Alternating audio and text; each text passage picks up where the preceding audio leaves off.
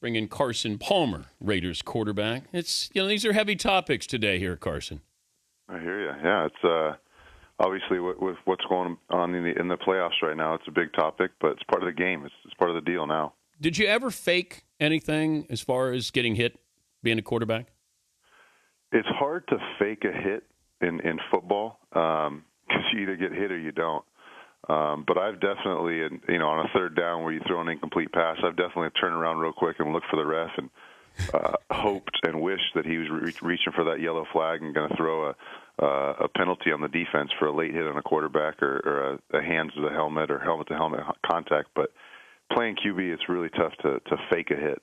But can you embellish with yelling or screaming, like something like you got hit harder than what you really got hit? And just squeal really loud. Yeah, have you ever done that? I have not done that, but I'm gonna think about that. We have an OTA today here in Oakland, so I'm gonna start practicing that today in Oakland. Brady does it all the time. Some guys are pretty good at it. That's something I haven't had a chance to really implement into my game.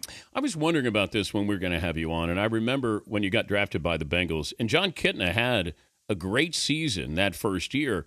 Now, if you're coming out of college, you're starting. They don't leave you on the bench. Would you have been ready to start when you left USC, drafted by the Bengals?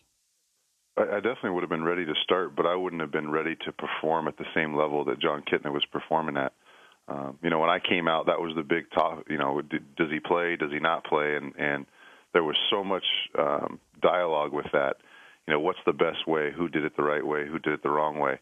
And in my situation, it was just, who gives us a better chance to win? And at that time, John Kitna was playing really well. He'd been there for a long time. He knew the system, and it was a great opportunity for me to sit back and learn from one of the true greats. And as far as being a mentor, I mean, John was has taught me things back then that I still use today.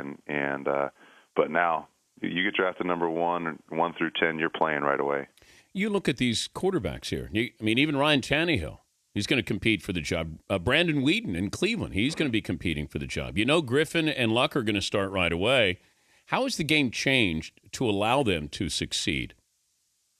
Well, I don't know if the game has actually changed, just the thought process of, do we let them sit back and learn, or do we throw them in there and play? And that thought process is now make them play and get the rust off, go through all those growing pains early. And there's a reason you're drafting high. It's probably because you're not very good. And you have another year to kind of sit back and let a guy learn and go through some struggles. And you hope year 2 and 3 are your years to really compete for a division championship or a Super Bowl. But right now it's make them play, get them in there. Let them take their lumps, let them have a whole off season to watch film on themselves and understand why they made mistakes and be ready that second and third year. It's Carson Palmer, Raiders quarterback, joining us, Dan Patrick Show.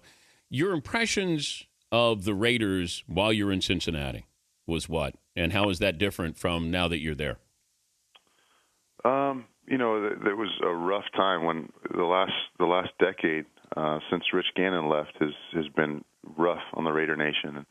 They struggled, and being all the way out there in the Midwest / East Coast, you don't have a real good feel of what's going on. But ever since I've been here, I've been more and more impressed the longer I've been here. It's a true organization.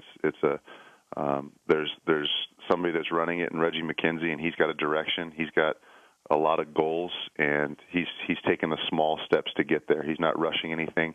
He's hired his guy and Coach Allen, and Coach Allen's put together a great staff, and he's changed a lot of things. This place, from what I've heard since the passing of the late great Al Davis, this place has changed drastically, and it's been exciting to see it happen and see these things unfold. And I'm really excited to get to the season to see how all these things are going to work out.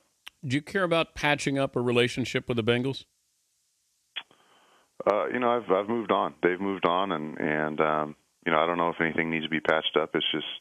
It is what it is. It was time to move on. It was time for them to move on, and they're in a better place, and I'm definitely in a better place. But if you look back, and at least indulge me with that to understand it, that I know you wanted to win, and I know that you went through an awful lot with the organization, but what was it that really bothered you the most that you said, I'd rather retire than play here? It wasn't one thing. It was more than anything, it was just time. I had put in going on 9 years and gave everything I had, and don't look back and regret anything. But it was just time. It was time for them to move on. They had a young team that was an up-and-coming team. It was time for me to move on, and I think in years to come, both organizations will look back and say that this thing was the best thing that could happen. How close were you to retiring? I was 6 games into retirement, or 6 games into retirement. So I was well on my way. What did you do on Sundays? I watched football. I watched football all day, from the first game to the last game. With a beer and nachos and the guys in the neighborhood? Yeah. So you had, DirecTV, you had the red zone there and just flipping back and forth, Sunday ticket? I actually didn't. I couldn't get, where I was living, I couldn't get DirecTV signal with the satellite. So I went over to my buddy Sugarcane Roey's house and sat on his couch, and his wife cooked some food, and we sat around and watched football. But they're probably going, what's that guy like? What's that guy like? You got to they ask for opinions. No? All my buddies, they've been around me long enough. They know that they're not allowed to ask a bunch of silly football questions. They leave that for you, Dan. Hey, I know you got to run, but good luck with things. Thanks for joining us. I appreciate it. Thanks for having me on, Dan. All right, Carson Palmer.